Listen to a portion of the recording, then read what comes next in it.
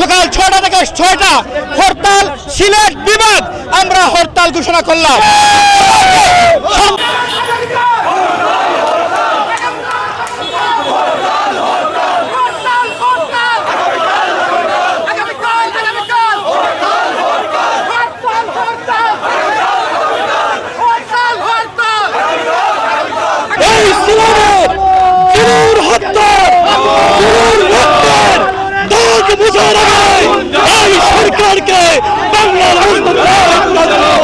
আগামীকালকের হরতাল সর্বাত্মক সফল করার জন্য সবাইকে আহ্বান জানাচ্ছি।